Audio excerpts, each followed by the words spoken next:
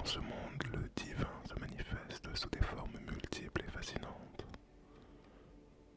que ce soit en termes de divinité ou de lieu, et que derrière toutes ces entités figure une énergie primordiale, celle qui donne vie à toute chose, et nous partirons à sa rencontre aussi. Nous allons explorer ces lieux, rencontrer ces divinités, et comprendre comment dans la mythologie hindoue, le cycle éternel de la création, de la préservation et de la destruction est à l'œuvre dans chaque aspect de l'univers.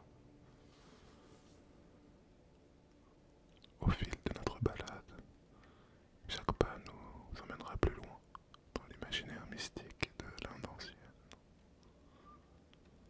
Un monde où le réel et l'irréel s'entrelacent, où les histoires racontées sont des miroirs reflétant des vérités universelles. Alors respire profondément et laisse-toi porter par la puissance de ces récits millénaires. Et partons ouvrir ces portes sur l'infini que nous offre ce monde enchanteur. Notre voyage commence au sommet du mont Kailash, la demeure sacrée de Shiva, l'un des dieux les plus vénérés de l'hindouisme. Ce mont est bien plus qu'une montagne. Il est comme l'axe du monde, le lien entre la terre et le ciel, entre les mortels et l'immortel. Les pèlerins, qu'ils soient hindous, bouddhistes ou autres, viennent ici depuis des siècles pour honorer les dieux et ressentir la puissance spirituelle de ce lieu. Et alors que nous arpentons ces sentiers et que nous arrivons au sommet, nous apercevons Shiva, assis tout en haut, dans sa méditation éternelle.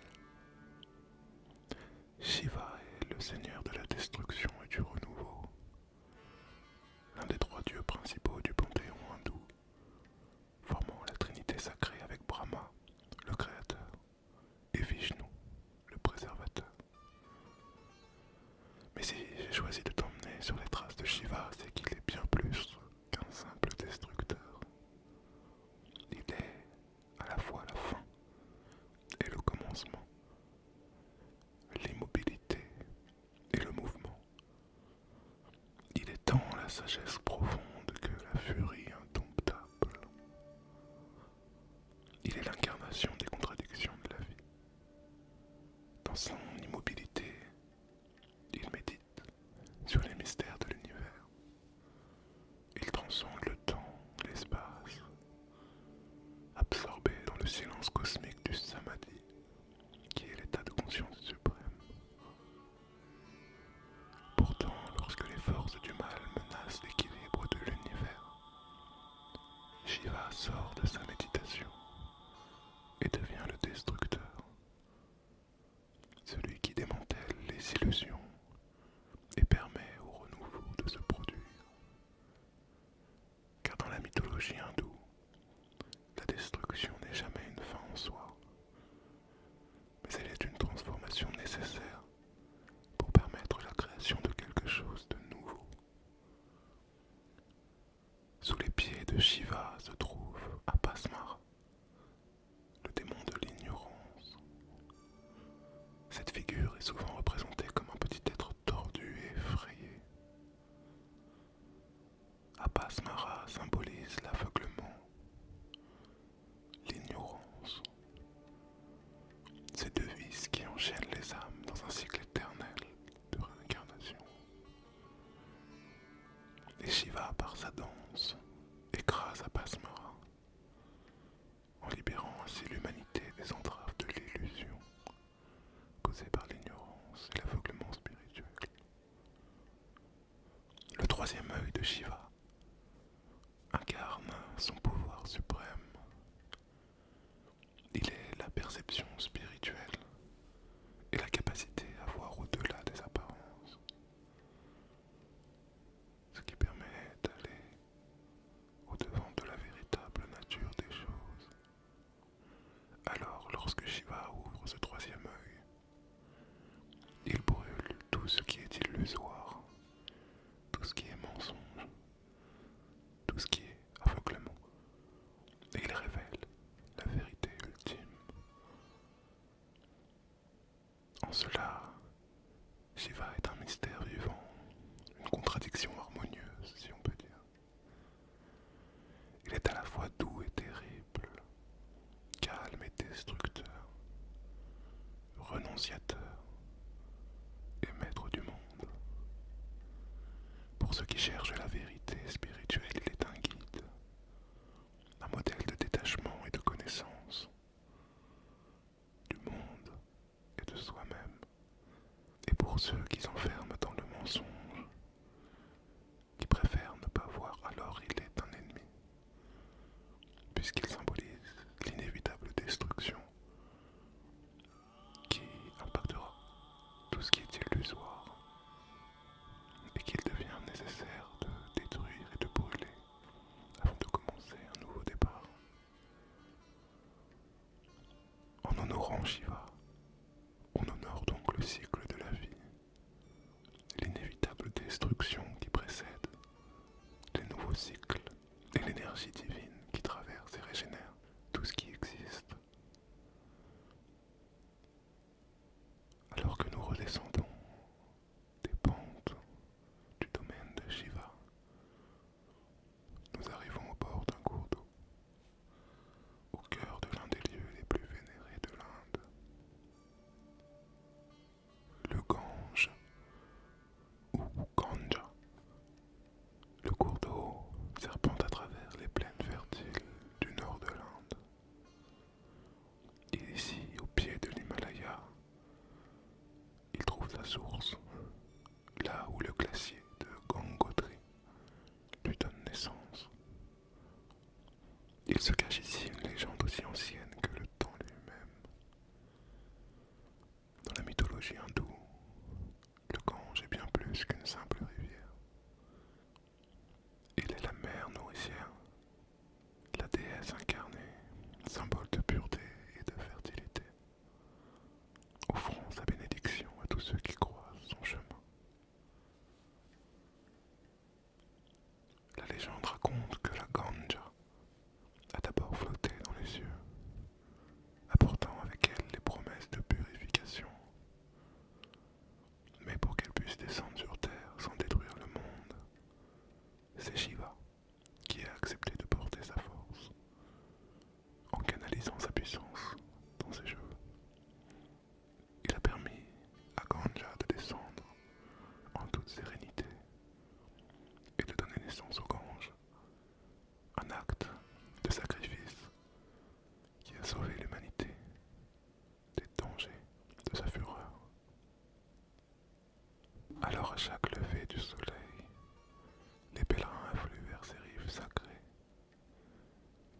Les rituels qui s'y déroulent sont empreints d'une spiritualité ancienne. Ils sont un acte de foi qui transcende le temps et l'espace. En se baignant dans ces eaux, ils espèrent se libérer de leurs péchés, purifiant leur âme et garantissant une transition sereine vers l'au-delà.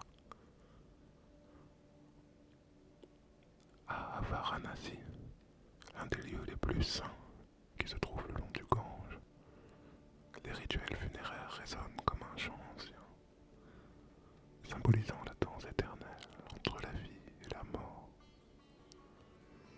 C'est ici que les corps sont remis à la flamme, tandis que les cendres sont dispersées dans les eaux du Gange, comme un dernier hommage à la vie. Ce geste est empreint d'un profond respect et d'une dévotion totale.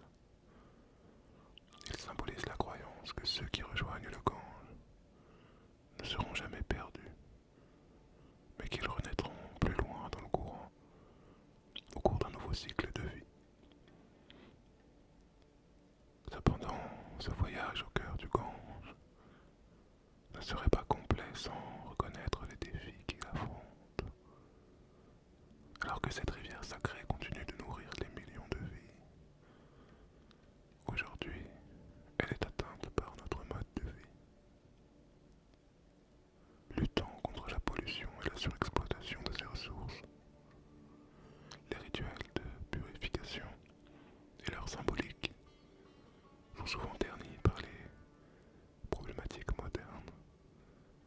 nous rappelons que même la divinité la plus vénérée, la plus puissante, doit être protégée.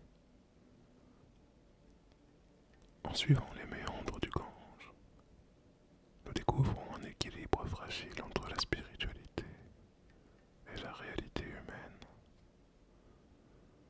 Le Gange incarne l'essence même de la mythologie hindoue, reliant la culture, la nature et le divin. Il nous enseigne que le respect et la protection de cette rivière sacrée sont essentiels pour préserver les liens entre l'homme et la nature. Alors en honorant le Gange, les croyants honorent non seulement leur héritage spirituel, mais aussi la vie elle-même. Après avoir descendu le fleuve sacré, nous arrivons maintenant aux abords d'une forêt mystérieuse et profonde. La forêt de Kishkinda, le royaume d'Hanuman. Et alors que nous entrons dans cette forêt, nous pénétrons dans le royaume légendaire des Vanaras, les singes divins. Cette forêt est empreinte de mythes et de récits épiques. Elle est le berceau de l'une des figures les plus emblématiques de la mythologie hindoue. Hanuman, le dieu singe, symbole de force, de dévotion et de loyauté. Il habite dans le Ramayana, un vaste royaume décrit comme un lieu où la nature et le divin s'entrelacent, où chaque arbre, chaque pierre résonne avec les échos des batailles épiques et des amitiés indéfectibles. Hanuman est bien plus qu'un simple héros de ces batailles. Il est le messager de Rama, incarnant l'esprit de sacrifice et de dévotion inébranlable. Alors que nous marchons ici, il est impossible de ne pas ressentir la puissance de sa présence. C'est ici que le dieu singe a juré de protéger Sita, l'épouse de Rama. Dans cette forêt, il a rassemblé ses alliés, les Vanaras, pour se préparer à la grande bataille contre Ravana, le roi des démons, qui avait enlevé Sita des mains de Rama. Le voyage d'Hanuman est une véritable odyssée. Avec son pouvoir incroyable, il a traversé l'océan en un seul bond pour retrouver Sita, témoignant de sa force surhumaine et de son engagement indéfectible envers Rama. La forêt de Kishkinda n'est pas seulement un lieu de combat épique, elle est aussi un sanctuaire de paix et une ode à la camaraderie. Les singes, en jouant et en se chamaillant, rappellent la nature joyeuse d'Hanuman lui-même. Un esprit libre et enjoué, toujours prêt à défendre ce qu'il aime. Ici, la vie bat son plein, et chaque cri des Vanaras évoque des légendes de bravoure et de loyauté. Alors que nous terminons notre voyage dans la forêt de Kishinda, nous réalisons que cette terre est bien plus qu'un simple décor. Elle est un lieu sacré, un symbole de la force intérieure et de la dévotion. Hanuman, avec sa force incommensurable et son cœur pur, continue d'inspirer des millions de dévots. Rappelons que la véritable force réside dans la bonté, dans l'amour et dans le dévouement envers les autres. À petite foulée, nous quittons la forêt de Kishkinda et nous constatons qu'elle s'ouvre sur une vaste plaine, entourée de montagnes et illuminée par une lueur douce et dorée, traversée par le puissant souffle du vent, comme si la terre elle-même respirait. Alors que nous avançons,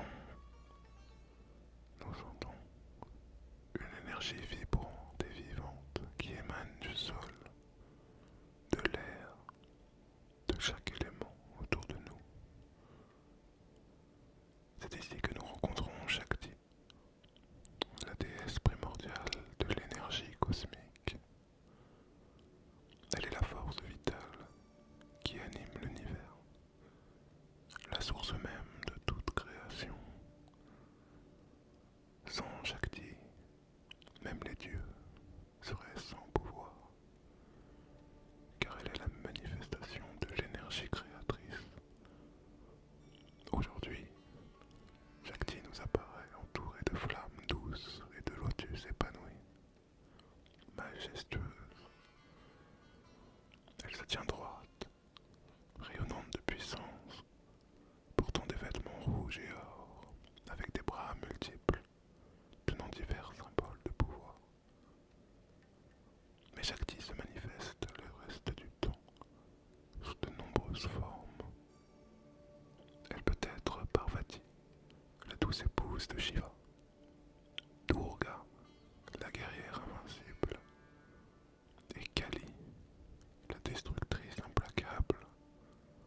Elle est à la fois création et destruction, la mère nourricière et la déesse furieuse. Son énergie est celle du changement, de la transformation et de la renaissance. Elle est une source